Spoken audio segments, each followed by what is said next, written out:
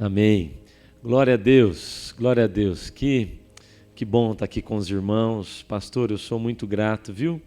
Eu sei, né, como é para um pastor, né, entregar o púlpito. A gente tem tanto zelo com esse ambiente, claro que com todos os ambientes da igreja, mas o púlpito é um negócio assim que a gente preserva tanto, porque daqui saem palavras, direções, e a Bíblia diz que uma palavra pode ser para a vida ou para a morte.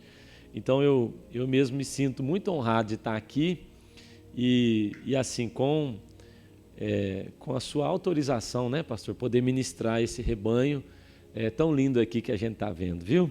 Glória a Deus pela vida de vocês, parabéns, mais uma vez, parabéns por terem separado tempo, recurso, ter deixado outras coisas para estarem aqui investindo na sua família, investindo na sua relação com Deus. Você vai colher frutos poderosos desse tempo que você separou para estar aqui. Você vai colher frutos poderosos. Eu estava agora há pouco conversando com minha mãe, fiz uma videochamada com ela, ela queria ver aqui, mostrei para ela um pouquinho, e ela falou, quando vocês eram crianças, a gente ia para acampamentos como esse. Eu falei, eu me lembro. Frutos hoje da minha mãe, né, daquele momento, daqueles dias, daquele investimento deles na nossa vida. Hoje somos nós, né? Correndo por aí, pregando o Evangelho. Você vai colher frutos poderosos também. Amém? Louvado seja Deus. E o testemunho do William e da Nina. O William lá em Laranjeiras, ele é conhecido por Chimia. Chimia e a Nina são lá de Pato Branco daí, né? Vocês conhecem? Como é que é o nome dela mesmo? Eu esqueci. Bozena. Parece um pouco a Nina, não parece? A Bozena. Pato Branco daí. O William, ele só ia dar um testemunho e já queria pregar aqui. É difícil dar palavra para pastor, gente. Esse casal, assim, nós somos família. Enquanto eles estavam ali falando, eu estava tirando foto, mandando para o pai do William, mandando para a mãe da Nina as fotos. E assim, eles me fizeram ter os melhores e os piores sentimentos da minha vida, de verdade. De verdade, irmãos, por tudo que eu vivi. O pai da Nina é um dos melhores amigos que eu tive. E, de repente, num acidente, ele morre. Foi tão difícil. Eu me lembro que houve um período que eu e Suelen nos mudamos para a casa da Nina com sua mãe. Ficamos lá, mudamos no sentido assim, simbólico. Nós passávamos a maior parte do nosso dia com elas, cuidando delas. E depois também ver a mãe do William falecer, pastora na nossa igreja, uma irmã querida do nosso coração. Eu tive a tristeza, irmãos, de fazer o velório do pai da Nina, meu melhor amigo, e fazer o velório da mãe do William também. Aquela igreja que não cabia de gente, tamanho legado desses dois. Mas eu também tive a alegria de consagrá-los líderes de célula, depois pastores. Eu falo que a Nina quase me matou, porque quando ela foi casar, quando eles foram casar, a Nina foi lá em casa, ela não falava muito. Então ela foi lá em casa e deixou uma carta com Suelen, e na carta ela escrevia umas coisas assim muito lindas. Eu até tenho que achar aquela carta. E ela me convidava para entrar com ela na igreja. Pensa, irmãos, eu só tenho menino, né? E foi uma das maiores honras que eu recebi na minha vida, foi entrar com a Nina, como, né, no lugar do meu grande amigo, entrar e levar ela até o altar para se casar com o William. E eu quase morri chorando. E aí eu quase morri chorando, deixei ela ali e fui para fazer o casamento. Eu não conseguia fazer o casamento. Depois vi eles indo para Pato Branco. E, irmãos, é lindo, é legal ver isso hoje. Eu quis mesmo que eles dessem esse testemunho aqui, porque há uma mistura de família com ministério muito bonito. A gente olha e agora é todo mundo no altar, todo mundo servindo ao Senhor. Eles lá em Pato Branco, os irmãos dele, o William tem 2 irmãos, são gêmeos, o Pedro e o Paulo. Quando eles tinham 13 anos, eles marcaram uma reunião comigo, um almoço. Nós queremos almoçar com você, pastor. Os meninos crentes, santos. A maior preocupação da mãe do William era que esses meninos parassem de jejuar um pouco. Pastor, eles vão morrer, eles estão muito magrinhos. O William comendo toda a comida deles e eles jejuando. E ela vinha falar comigo, eles marcaram o almoço comigo, eles tinham 13 anos. E eles falaram, pastor, nós queremos saber como é que a gente faz para ser pastor. Aos 13. 10 anos depois, 12 anos depois, agora esses meninos estão lá na nossa igreja. Um é pastor dos adolescentes e o outro é pastor dos teens. E agora o William pastor lá em Pato Branco. Como é interessante quando a gente quebra o padrão. Lembra que nós falamos hoje cedo? Quebra o padrão. A Zabelita, a mãe do William, ela quebrou o padrão. E agora a sua geração aí, ó, servindo a Deus, filhos e noras, pastores. Olha que maravilha. Aí, a Ice, a diretora da nossa escola de líderes, a mãe da Nina, ela quebra o padrão. E aí toda a família, se você encontrar agora os sobrinhos da Nina, estão no altar, a irmã é pastora, o cunhado é pastor, todo mundo está lá servindo a Deus. Quebre o padrão. Nós falamos isso aqui hoje de manhã. Que lindo é ver uma família no altar do Senhor, viu? Esse é o sonho de Deus para a sua casa. Uma família no altar. Uma família servindo. Todos firmes com Jesus e todos caminhando na direção do céu. Amém? E que legal também, irmãos, ver vocês aí todos vestidos assim, desse jeito, né? Que coisa, rapaz. Tem uns que já usam a semana inteira essa roupa, aí vem aqui, né? Só pegou lá, é a mesma, né, do dia a dia e vai colocando, é assim? Muitos aqui, né? Parabéns, vocês são demais, vocês são muito criativos. Eu confesso que quando eu cheguei aqui, ontem, eu vi aquele negócio ali, eu pensei, será que eles não vão tirar? Aquela casinha ali do lado, eu falei, será que eles não vão tirar esse negócio? Não tinha entendido que fazia parte. Família é uma grande obra mesmo de Deus. Quando a gente olha para a história bíblica, nós vamos perceber o sonho de Deus sempre de construir uma família. Mas a gente também vai perceber o sonho de Deus sempre de ter um lugar no meio do povo dele. Então foram várias habitações, desde o Éden até o tabernáculo, a tenda de Davi, o templo de Salomão, até chegar em nós. Então é muito importante, tem água aqui já, irmão, obrigado. O Rony é um servo mesmo, né? Deus abençoe, Rony. E então até lá, mas algo interessante que eu quero reafirmar aqui com os irmãos, algo muito interessante, Deus sempre quis construir uma grande obra, e essa obra é a família, nós fazemos parte dessa grande obra, ouvimos aqui de manhã, obras maiores são para nós tomamos posse, amém? Nós temos um sim, um amém, essa promessa vai se cumprir, louvado seja Deus. Agora é muito interessante a gente entender também o material que Deus quer usar para construir essa grande obra. Então a Bíblia fala, em 1 de Pedro, a Bíblia diz assim, vós também, pedras vivas, repete comigo, pedras vivas. Eu sei que aqui nos Estados Unidos vocês constroem muita coisa com madeira, a maioria é madeira, né? Mas nesse período em que Pedro está escrevendo, as coisas eram construídas muito mais com pedra, especialmente naquela região. E é interessante a gente entender isso, irmãos. Eu só vou falar isso e eu vou partir para a ministração, tá bom? Mas eu quero que você preste atenção nisso. Aproveitando que você está vestido assim. A construção de Deus, ela tem referência. A Bíblia fala sobre a base, a Bíblia dá várias dicas para nós sobre o fundamento. É muito legal. Mas eu quero dar aqui uma ênfase sobre o material.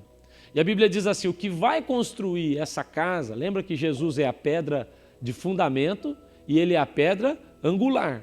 Jesus precisa ser o começo e o final. Você sabe o que é a pedra angular? Aquela que é colocada no arco, é aquela que encerra. Então sem aquela pedra tudo desmorona. Então tem a pedra fundamental, Jesus é a pedra fundamental, a pedra de esquina, aqui começa a construção, e Jesus também é a pedra angular. Quando você vê aqueles arcos em Roma, então aquele arco ele tem uma pedra no meio, que é a pedra angular. Já viu aquela pedra que é assim? É um triângulo, aquela é a pedra angular. O que a Bíblia está nos dizendo é, toda a construção precisa, se você quiser viver uma obra maior na sua vida, na sua família, ela precisa começar com Jesus na base e terminar com Jesus lá em cima também. Porque ele é o alfa e ele é o ômega, amém?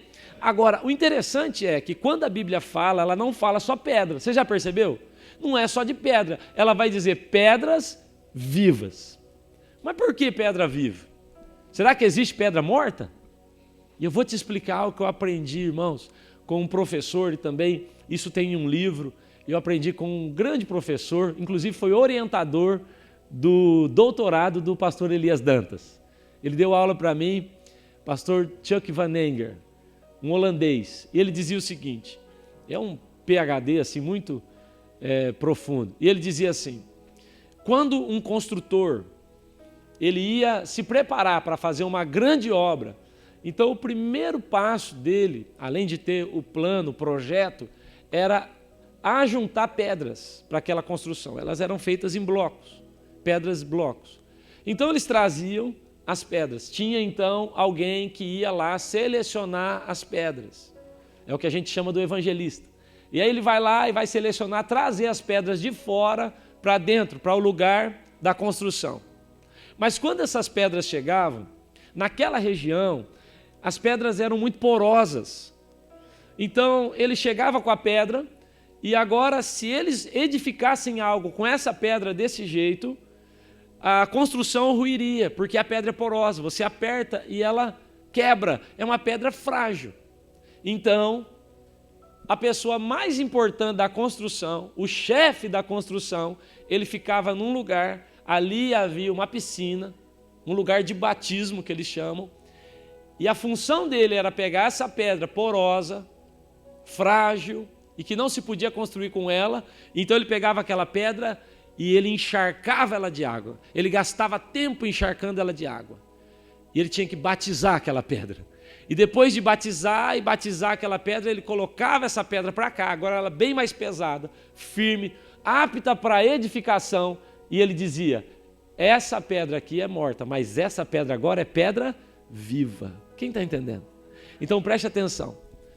Deus não pode edificar uma grande obra na vida de ninguém se o material for morto, se a gente não tiver completamente encharcado da água do Espírito Santo. As casas que vão permanecer, as famílias que vão continuar de pé, são famílias feitas por pedras vivas, pedras que se deixaram ser batizadas pelo Espírito Santo, batizadas pelo nosso Senhor, encharcados do Espírito Santo. Agora ele coloca você na construção e diz, você vai construir uma grande obra. Quem está entendendo aqui? Então o único caminho para uma família poderosa nessa terra, lembra que eu falei de manhã? É o Espírito Santo que derrama o amor no nosso coração. Sem o Espírito Santo, irmão, nós não vamos conseguir construir nada. Sem o Espírito Santo, irmãos, é obra morta, não vai dar. Mas cheios do Espírito Santo, nós seremos uma grande obra, a nossa família será uma grande obra. Amém? Você entendeu isso? Nunca mais se esqueça. Olhe para a sua vida e perceba, é uma pedra morta? Será que eu não estou frágil demais? Você percebeu que essa geração é um pouco frágil demais? Tudo ofende? Ai, que ofensa. Pedra morta, pedra porosa, encharca do Espírito Santo para você ver. Eu vejo casais, é porque ele falou assim comigo, ofendeu demais. Falo, irmão, se tiver, precisa blindar mais seu coração. Encha-se do Espírito Santo, fique um pouquinho mais forte, e aí Deus vai edificar algo poderoso através da sua vida. Amém, irmãos? Louvado seja Deus. Essa não é a pregação ainda. Eu quero repartir com os irmãos alguns textos aqui da palavra de Deus. Eu tô cronometrando aqui, pode ficar tranquilo que eu não vou passar do tempo, tá bom? Liguei o cronômetro agora, porque até agora era só assim, né? Vocês me dão aí. Quem pode assim me ajudar e me dar pelo menos mais 20 minutos? Levanta a mão. Mais 20, 40, 60, 80. Tenho o que eu preciso. Tá ótimo.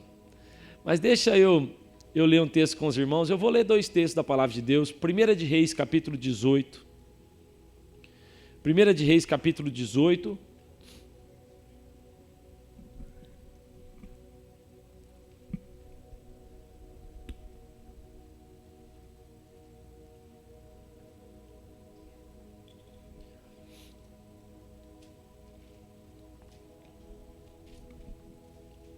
Eu vou ler o verso 41.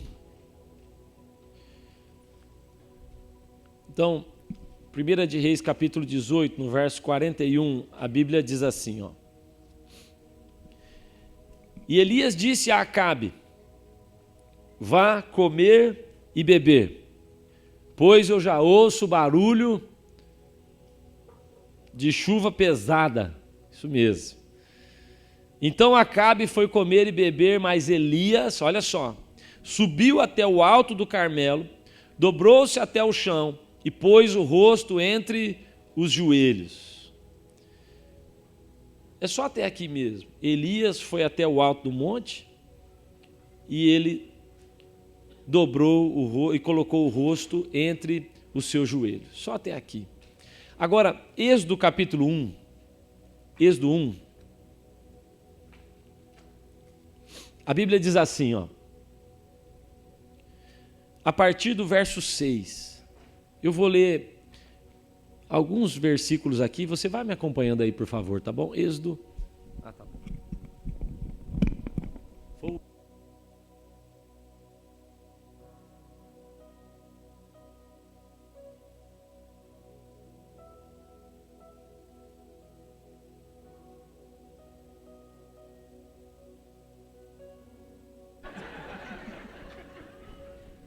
Valeu, irmão, obrigado. Então, Êxodo capítulo 1, vamos ler a partir do 6, diz assim, ó. Ora, morreram José e todos os seus irmãos e toda aquela geração. Os israelitas, porém, eram férteis, eles cresciam, eles se tornavam numerosos, eles se fortaleceram muito, tanto que eles encheram o país. Então subiu ao trono do Egito um novo rei, que ele não sabia nada sobre José. Ele disse ao seu povo, vejam, o povo israelita é agora numeroso e mais forte que nós. Nós temos que agir com astúcia. Leia isso pensando na família e no inimigo contra a família, tá bom? Leia dessa forma. O inimigo está dizendo, a família agora está muito forte, nós temos que acabar com ela. E ele está dizendo, nós temos que agir, no verso 10, com astúcia, para que não se tornem ainda mais numerosos. E no caso de uma guerra, a gente for pegar firme com eles, eles então lutem contra nós, fujam do país. Estabeleceram, pois, sobre eles chefes de trabalhos forçados, para os oprimir com tarefas pesadas. E assim os israelitas construíram para Faraó as cidades celeiros de Pitom e Ramsés. Todavia, quanto mais eram oprimidos, mais numerosos se tornavam, aleluia, e mais se espalhava. Assim vai ser com a nossa casa, amém? Pode bater, que nós gostamos, vai bater e nós vamos crescer, nós vamos ficar de pé em nome de Jesus. Por isso, os egípcios passaram a temer os israelitas e sujeitaram eles à cruel escravidão. Tornaram-lhes a vida amarga, impondo a eles uma árdua tarefa de preparar o barro, fazer tijolo, executar todo tipo de trabalho agrícola. Em tudo os egípcios os sujeitavam à cruel escravidão. O rei, então, do Egito, prepara para prestar muita atenção nessa parte. O rei do Egito ordenou as parteiras dos hebreus, que se chamavam Sifrá e Puá. Quando vocês ajudarem as hebreias a dar à luz, verifiquem se é menino. Se for menino, matem-no. E se for menina, deixem-a viver. Todavia as parteiras temeram a Deus e não obedeceram às ordens do rei do Egito. Deixaram viver os meninos. Então o rei do Egito convocou as parteiras e perguntou a elas, por que vocês fizeram isso comigo? Por que vocês deixaram viver os meninos? Responderam as parteiras a Faraó, não, sabe como é que é? As mulheres hebreias não são como as egípcias, são cheias de vigor, elas dão à luz antes que a gente chegue, e papapá. Você viu que essas parteiras eram mulheres muito boas. Verso 20, Deus foi bondoso com as parteiras, e o povo ia se tornando ainda mais numeroso, cada vez mais forte. E visto que as parteiras, repete comigo, parteiras, elas temeram a Deus, Ele concedeu que elas tivessem as suas próprias famílias. Louvado seja Deus. Amém? Só até aqui. Eu quero ser breve, mas eu quero que você preste muita atenção no que eu vou dizer. De vez em quando eu encontro uma pessoa que fala assim para mim, pastor, eu abri uma célula. Pastor, eu abri um GP. Pastor, eu abri um ministério. Como que é? Fogueirinha, lareirinha, sei lá como é. Cada um dá um nome. Eu abri. Eu ouvi outro dia uma pessoa falando assim, nós abrimos tantas igrejas. É interessante, irmãos, a gente perceber que aquilo que é de Deus, a gente não abre. Você não abre. O que você abre é mercado, o que você abre é padaria, o que você abre é comércio. Aquilo que é de Deus, você não abre. Você gera. Você faz nascer. Amém? Vocês estão entendendo? Aquilo que é de Deus, irmãos, não é aberto, não é uma coisa natural. O que é de Deus vai nascer. Guarda isso. Isso é um princípio do universo. Isso não é um princípio apenas natural. Isso é um princípio do universo. O que é de Deus não começa de modo natural. Ele faz nascer. A Bíblia fala, irmãos, então, lá em Gênesis capítulo 1, fala então que no princípio criou Deus o céu e a terra. E a Bíblia vai dizer que a terra era sem forma e vazia. E o Espírito de Deus, ele paira sobre a face das águas. E se você procurar essa palavra, pairar, hebraica, uma palavra muito interessante, no original é como se o Espírito Santo estivesse chocando a terra. Vocês já ouviram falar disso? Ele está chocando. É como se ele estivesse gerando alguma coisa. Ele está ali como uma mulher grávida. E ele está envolvendo a terra e está gerando alguma coisa, porque logo virá a palavra de Deus, e quando a palavra de Deus vem, então aquilo é fecundado e algo nasce, e quando eles ouvem a palavra, haja luz, o Espírito então gera aquilo, e de repente a gente vê nascer a luz, a gente vê nascer a terra, a gente vê nascer o firmamento, a gente vê nascer os luminares. Vocês estão percebendo? Então esse é um princípio do universo. Você não acha interessante que quando Jesus vem à terra, ele é o Deus encarnado. Deus não podia simplesmente falar, pá, Jesus está aí, 30 anos, começa o ministério. Ele não podia fazer isso? Mas o que Deus fez? Ele está nos ensinando um princípio. Jesus podia ter já chegado aos 30 anos. Veio de onde? Veio de uma nave espacial do céu e caiu aqui. É Jesus, é Deus encarnado. Ele é Deus, ele podia fazer o que ele quisesse. Não é assim? Ele podia. Já manda Jesus aos 30. Jesus não precisava de treinamento, irmãos. Ele é Deus. Mas não, Deus está nos ensinando um princípio. Ele está dizendo: o que é meu é gerado. Irmãos, a família é tão importante que quando Deus envia o seu filho, ele prepara uma família antes para recebê-lo. Não é interessante isso? Mas mais do que isso, ele preparou um ventre para recebê-lo.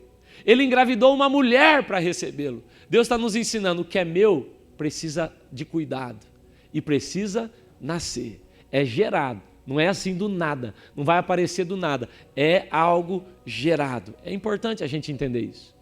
Elias, nesse texto que nós lemos, Elias está aplicando isso de uma outra maneira. As mulheres hebreias, elas davam à luz de pé, ou quase de pé. Não sei se você sabe, você vai encontrar isso em vários livros, você pode procurar.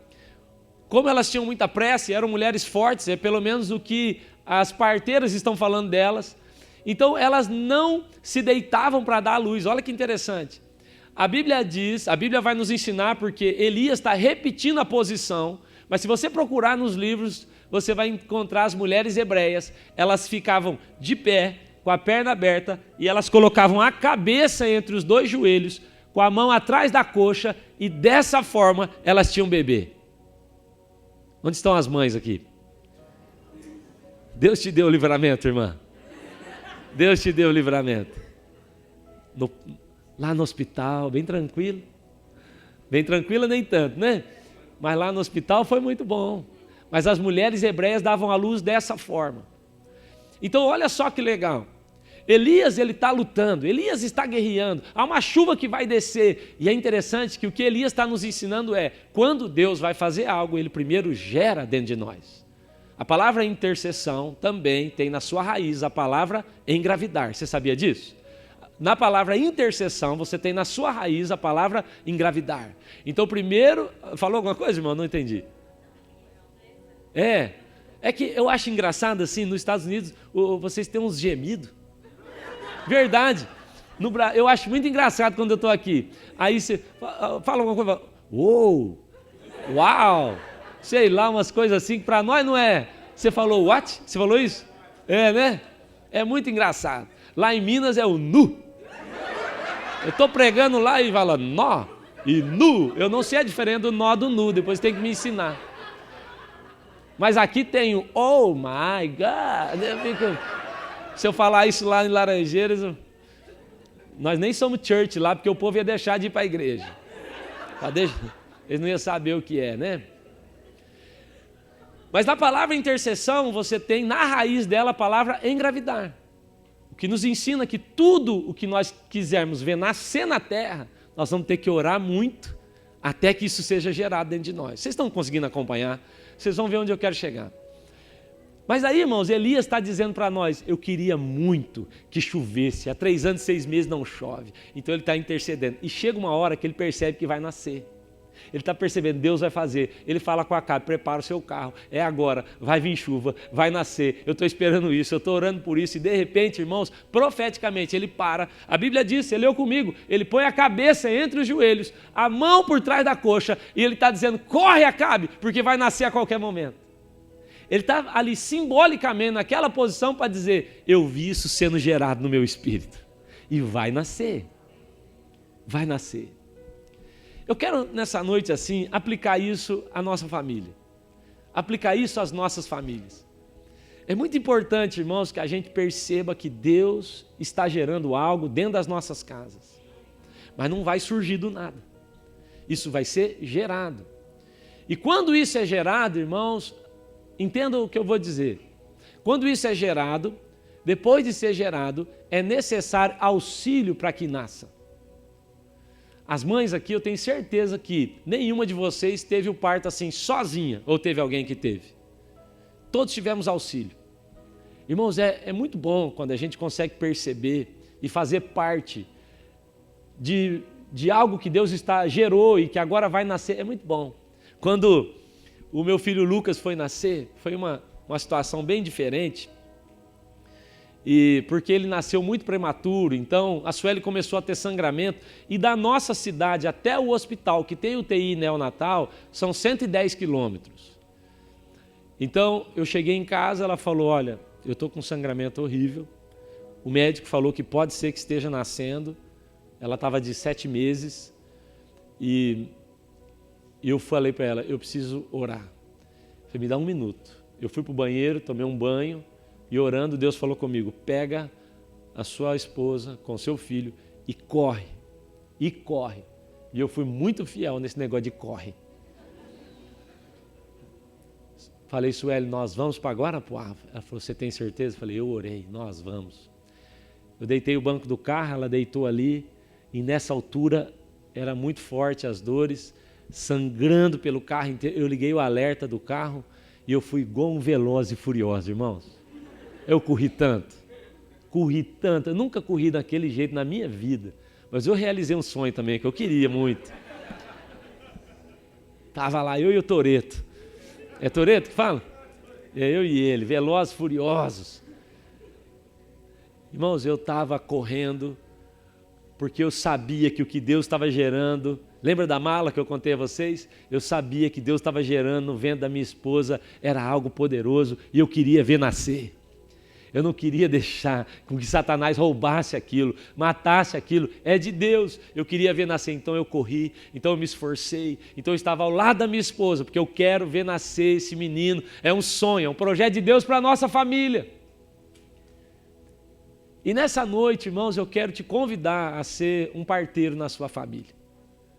Eu quero te convidar aqui a ser um parteiro dos sonhos, dos projetos de Deus dentro da sua casa. Como eu disse, é Deus que gera. É Deus quem faz. Mas não é interessante, irmãos, no período de Êxodo que nós estamos lendo aqui, Faraó, ele está acabando com tudo, Faraó é mau, ele está destruindo, ele está perseguindo o povo, ele está querendo matar o povo. Mas não é interessante, irmãos, que de repente Deus está gerando algo para mudar a história daquela nação que é Moisés. E é interessante porque Satanás sempre sabe quando algo na sua casa começou a ser gerado e que isso vai causar problema para ele. Você pode perceber, você está sofrendo muito ataque na sua casa, sua família, pode perceber, Satanás já descobriu que está sendo gerado algo aí no seu coração e que isso vai fazer mal para ele.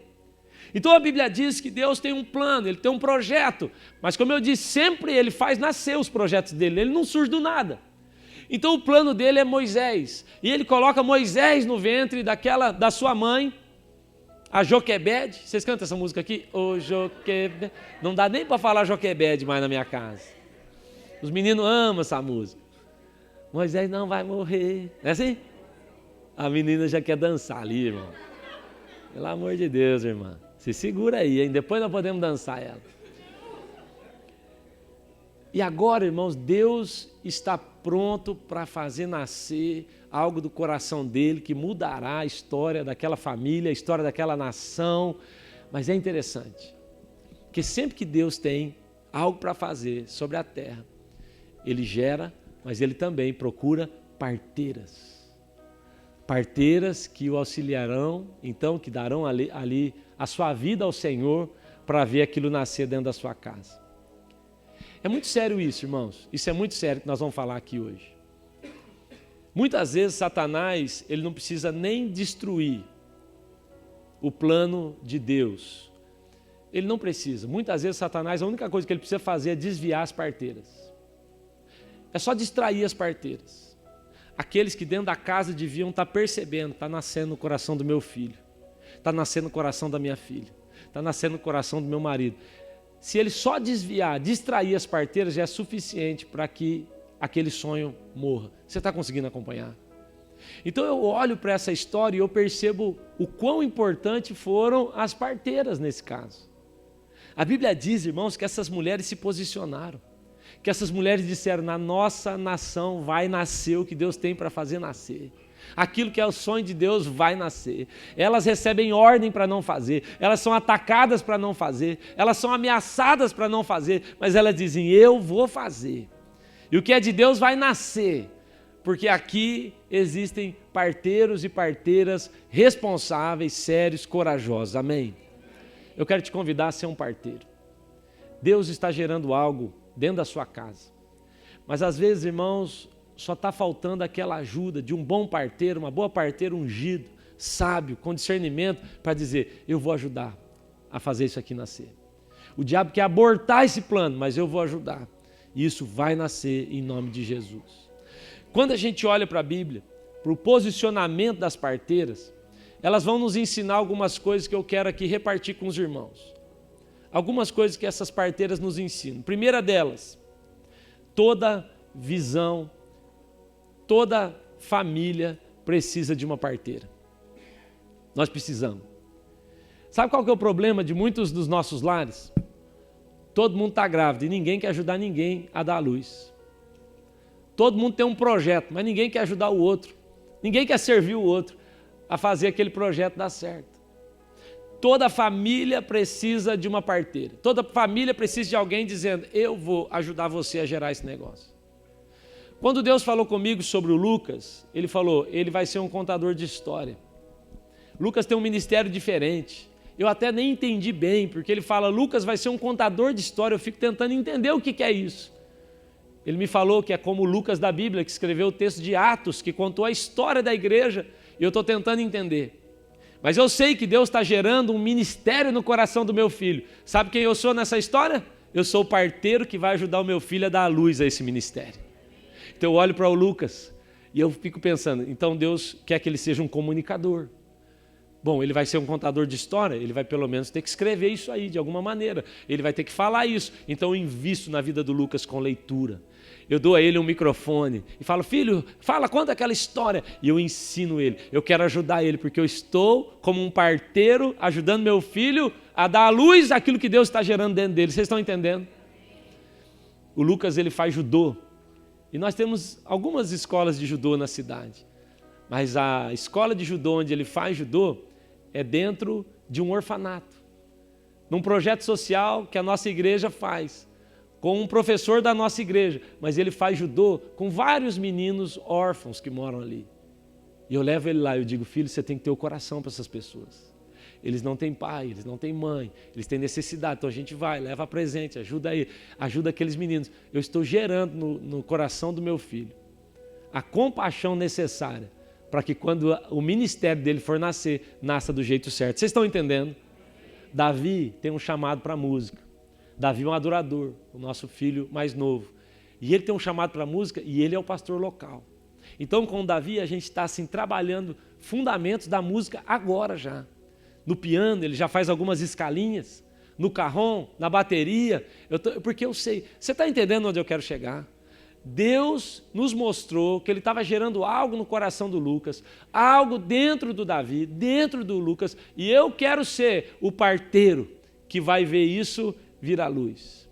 O nosso problema é que dentro das casas todo mundo tem um sonho, todo mundo tem um projeto, e ninguém quer servir o outro. Eu me lembro de quando eu vi o Chimi e a Nina chegarem na nossa igreja, na nossa casa, falando de Pato Branco. Ou eu posso me lembrar de dezenas de outros pastores que chegaram para mim dizendo: eu estou grávido, eu estou grávido. Agora há uma cidade no nosso coração, agora há um ministério no nosso coração. Irmãos, ao longo dos anos eu vi tanto ministério nascer, tantos pastores nascerem, tanta gente ser alcançada, porque nós nos colocamos no lugar de parteiros.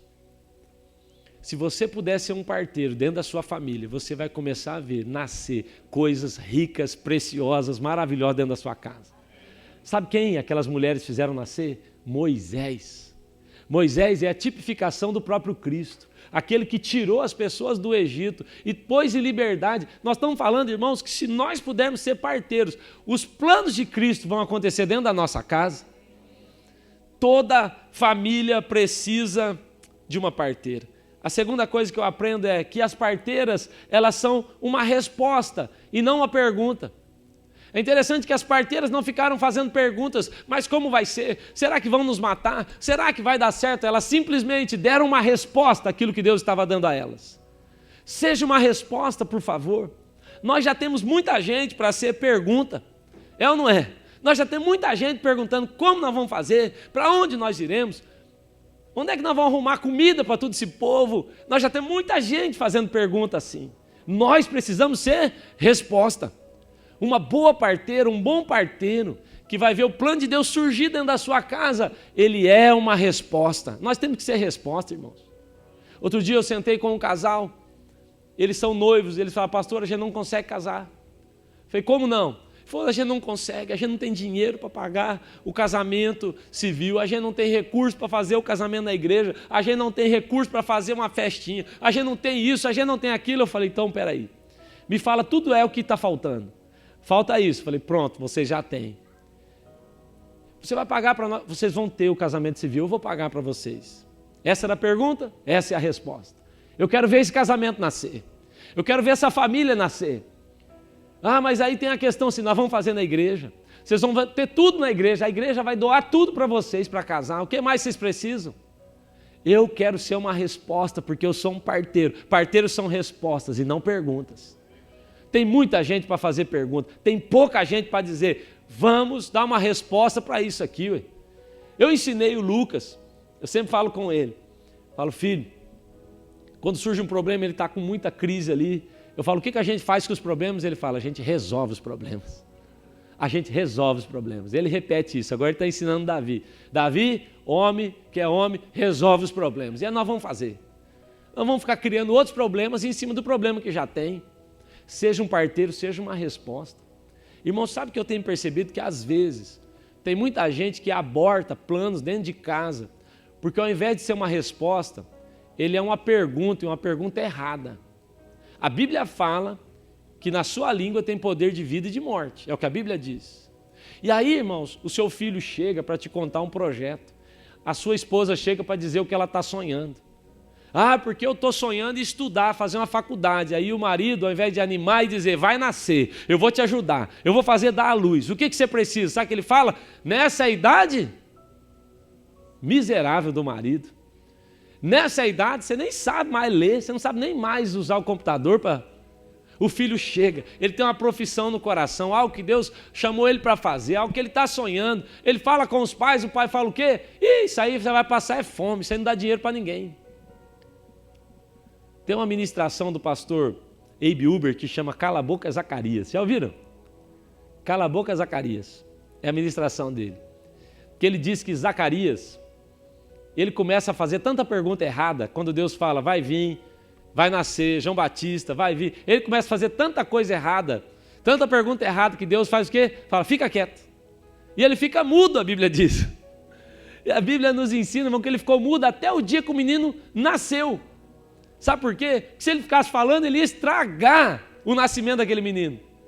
ele estragar aquele parto. Então Deus falou, vai ficar quieto, fica mudo. Olha para quem está do seu lado e fala, cala a boca, Zacarias. Toma cuidado. Entenda bem, não é que Deus não tem planos para a nossa casa. Não é que Deus não tem projetos para a nossa casa. Não é que Deus não tenha planos para mudar a história da nossa casa. O problema é que na hora de fazer nascer, faltam parteiras. Falta gente para dizer, eu vou fazer nascer. Eu serei uma resposta. Eu vou ajudar e fazer isso nascer. Resolva os problemas, por favor, resolva os problemas. Dê uma resposta, parteiros dão resposta. Dê uma palavra de sabedoria, diga, nós vamos te ajudar, filho. Você vai viver esse ministério em nome de Jesus. Eu ainda não tenho toda a resposta, mas eu sei quem tem, eu vou buscar, eu vou orar, e esse seu sonho, esse seu projeto, se é de Deus, vai nascer em nome de Jesus. Assim são os parteiros. Já pensou uma casa cheia de parteiro, como é que vai ser? Quanto sonho vai nascer? Quanto projeto vai nascer? Em terceiro lugar, parteiras não criam a vida, elas apenas trazem a luz. Entenda isso. Algumas vezes eu vejo famílias, pais, esposos, esposas, que eles estão carregando um peso assim desnecessário. Aquelas mulheres, elas não geraram a vida de Moisés. O que elas fizeram? Elas deram a luz. Elas ajudaram a mãe a dar a luz. Elas não produziram vida. É muito importante, irmãos, nós como família, entendermos que nós não temos o poder de gerar vida dentro da nossa casa. Esse não é o nosso papel. Esse é o papel de Deus, amém?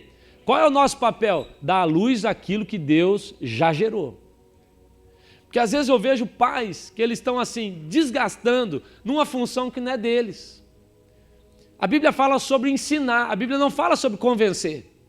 Porque convencer é papel do Espírito Santo. Então a gente faz a nossa parte, a gente faz nascer. Nós somos parteiros, agora quem é que vai convencer? O Espírito Santo. E aí eu vejo pais, famílias que elas estão assim, em crise, vivendo uma culpa. Mas na verdade, irmãos, aquilo não é seu papel. Você está entendendo? Parteiras, elas não geram vida, elas dão a luz. Elas não produzem vida. Isso é muito sério. Às vezes eu vejo pessoas tentando entrar numa função e num papel que não é delas. A de acusar, já viram? O acusador, irmão, é outra pessoa, não é você, amém? Você é só parteiro. Falo para quem está dizendo, você não é acusador. Isso é coisa do capiroto, deixa para lá. Nós não somos juízes para ficar julgando. Nós não somos o Espírito Santo para convencer.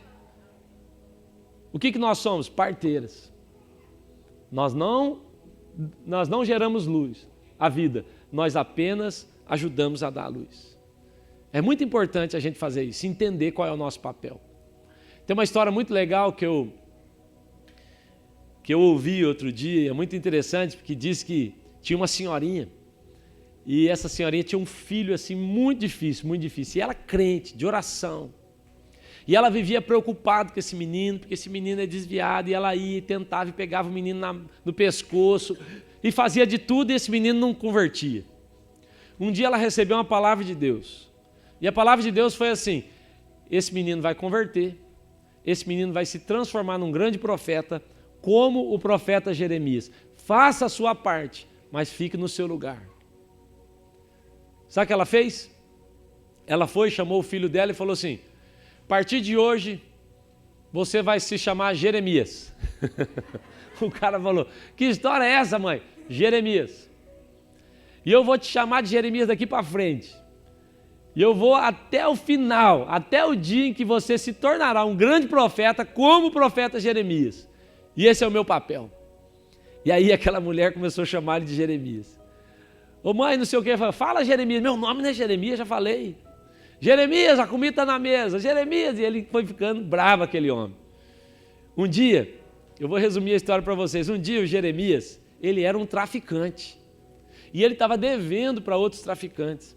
Um dia o Jeremias está fugindo dos traficantes, ele chega num lugar, ele não consegue mais fugir, os caras vão matar ele. Ele vai num orelhão, sabe o que é orelhão? Ainda sabe o que é orelhão?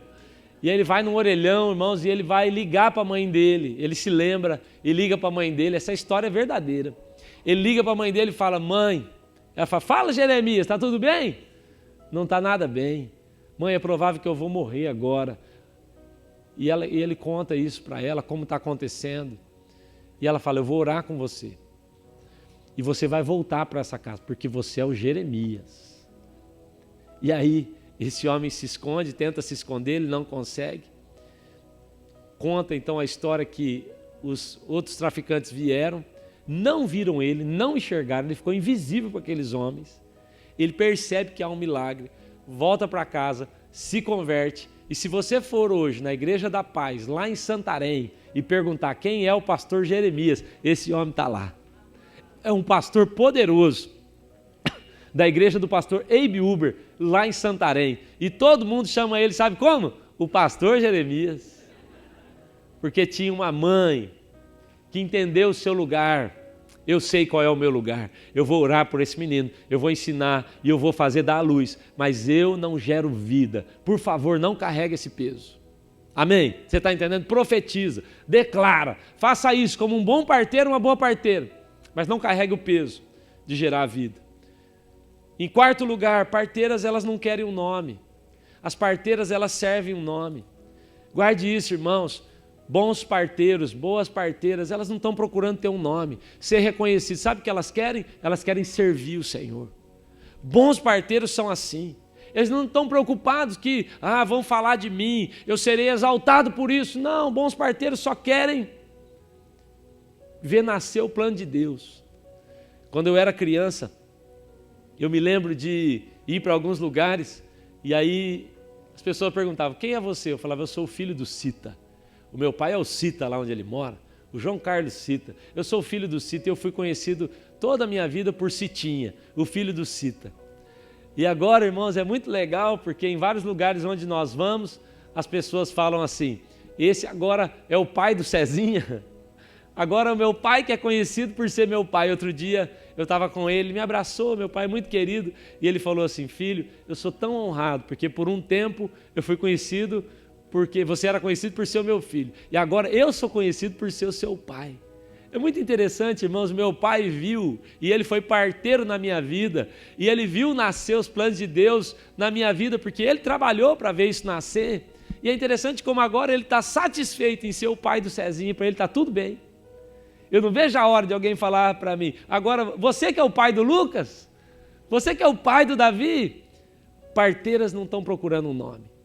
É interessante, irmãos, porque se eu perguntasse antes de ler o texto, qual era mesmo o nome das parteiras que deram à luz a vida de Moisés, você saberia falar? Nós lemos agora, né? Mas antes da leitura do texto, você saberia, você ia se lembrar disso? Irmãos, olha, eu já fiz essa pergunta em muitos lugares, a maioria não sabe o nome delas. Porque as parteiras não precisam ter um nome.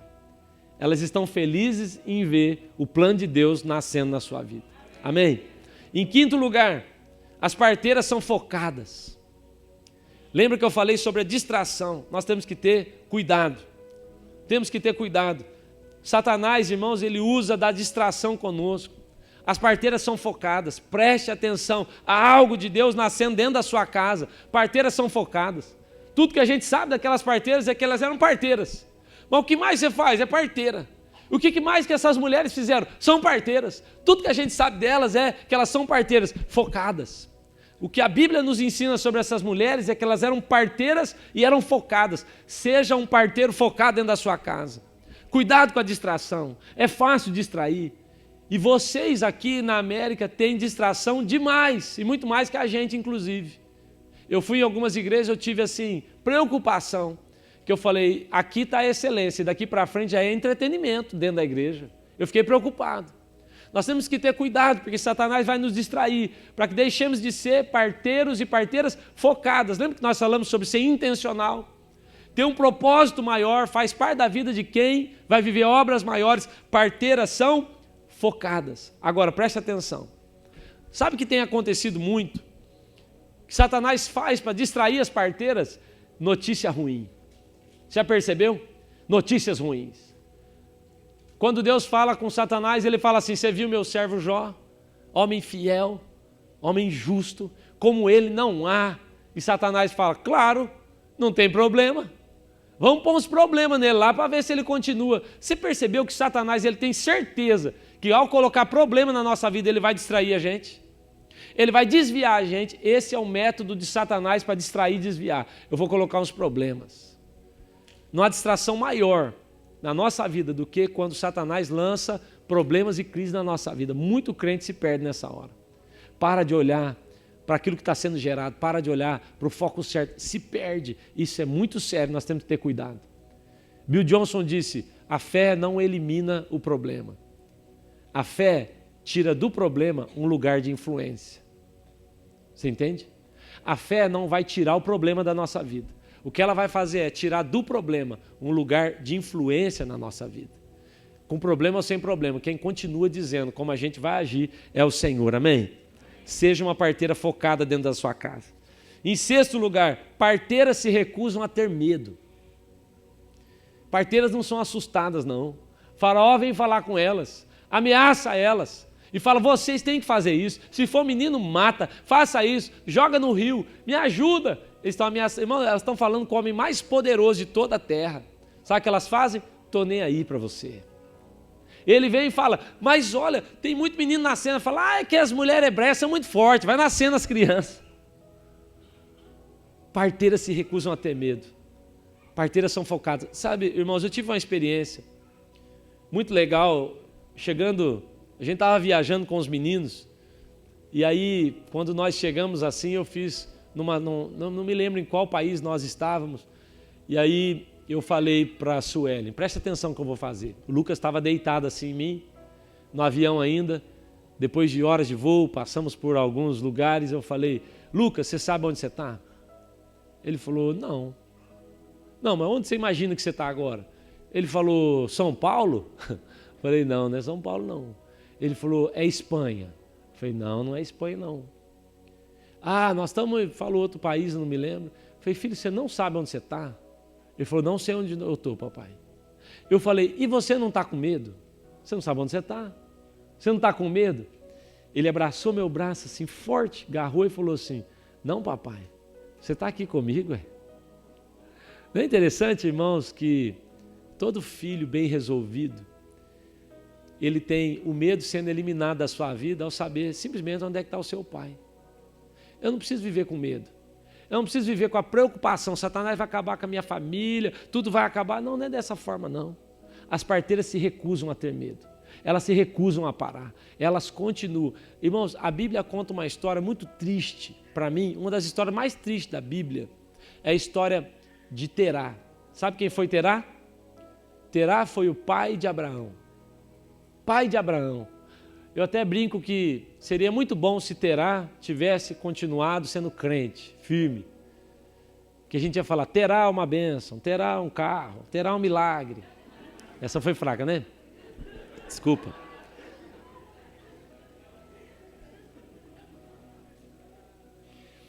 Mas sabe o que a Bíblia diz sobre Terá? A Bíblia fala que Terá parou.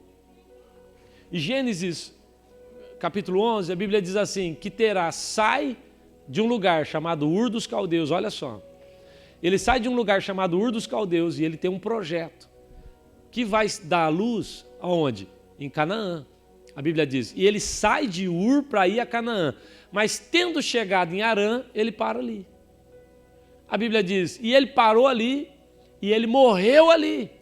Você percebe, irmão? Deus não chamou ele nem uma vez para ficar em Harã. A Bíblia diz, ele sai de Ur para ir a Canaã. O lugar dele não era Harã.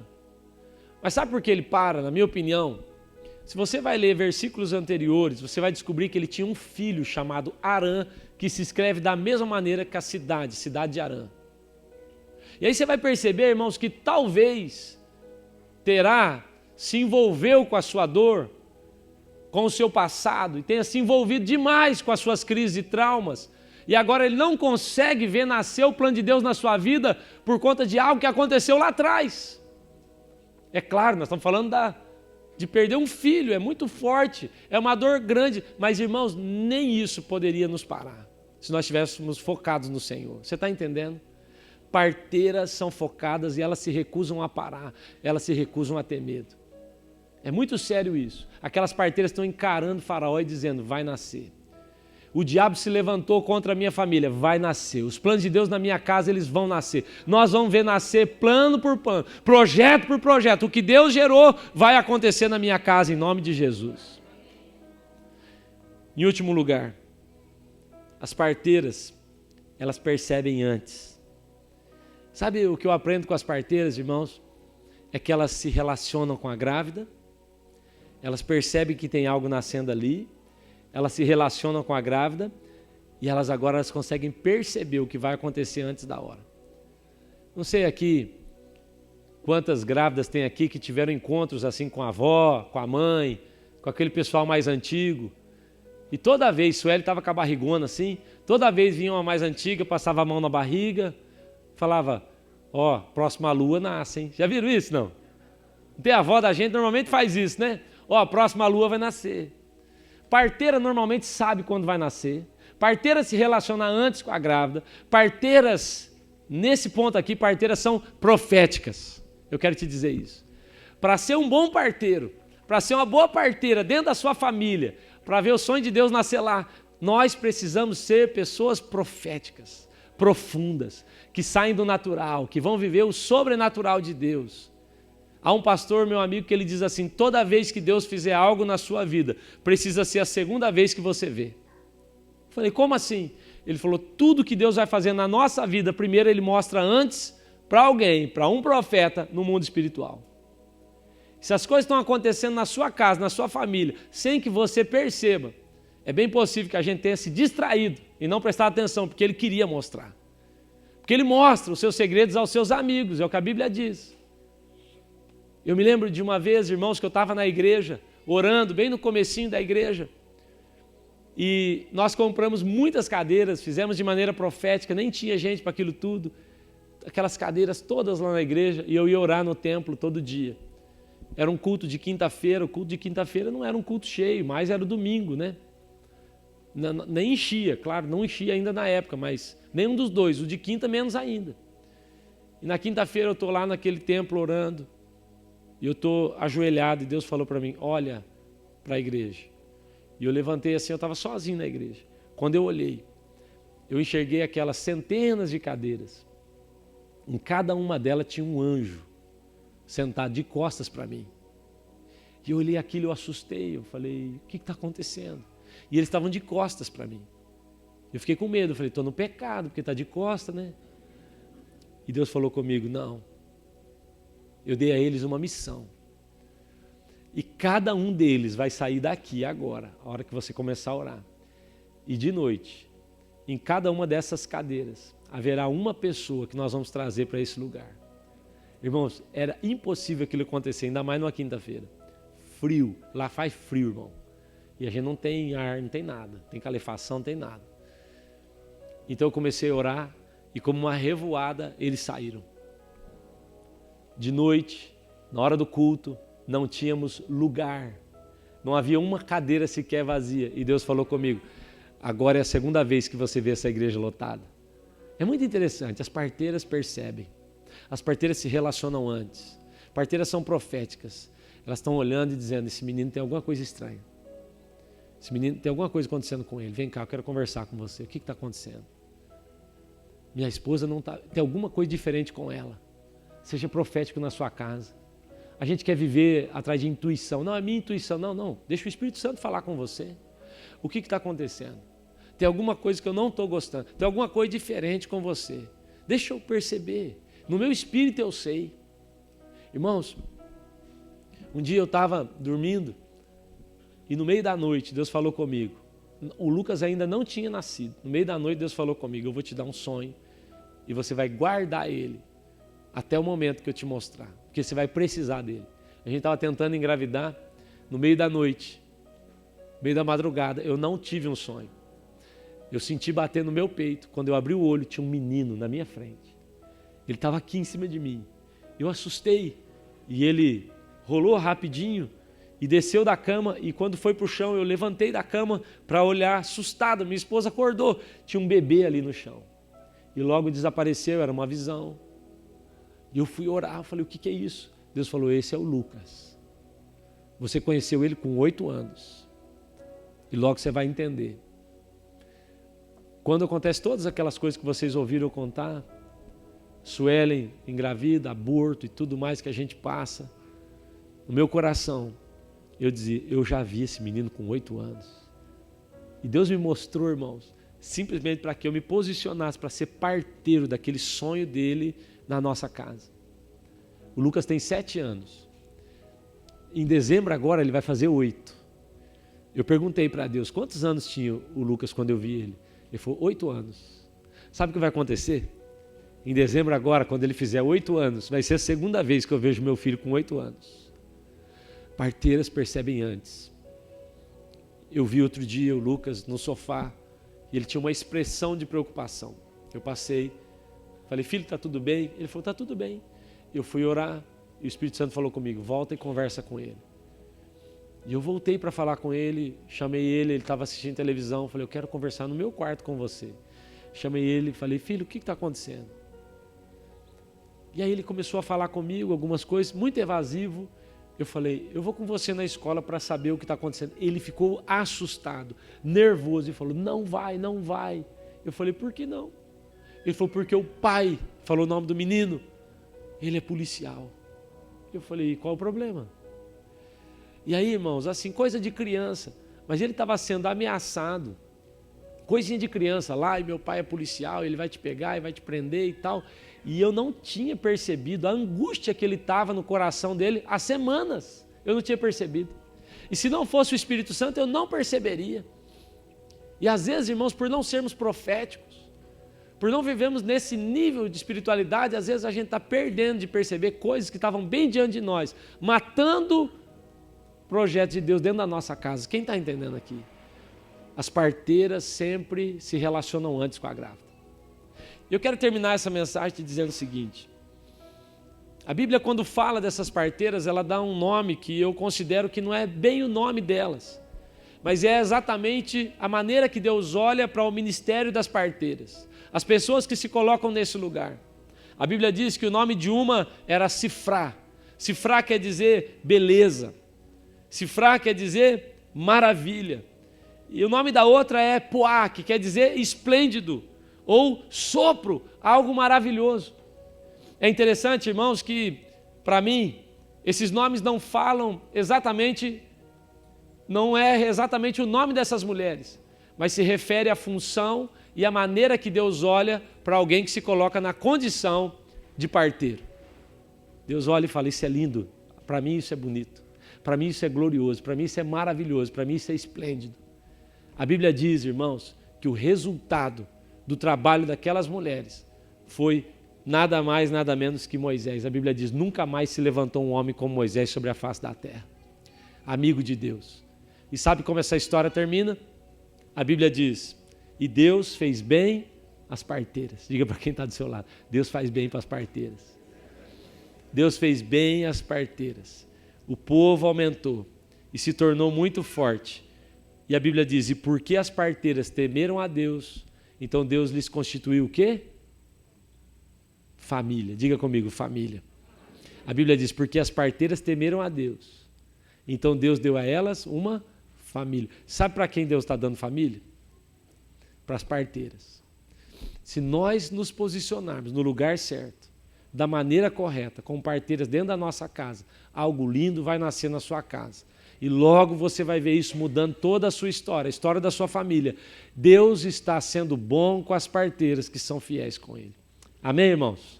Você pode hoje assumir um compromisso de olhar para os seus pais, olhar para os seus filhos, olhar para o seu esposo, para a sua esposa, para a sua casa e fazer a pergunta, o que é que Deus está gerando na vida dele? Eu quero ser um parteiro para ajudar a fazer isso nascer. Amém? Fica de pé, por favor.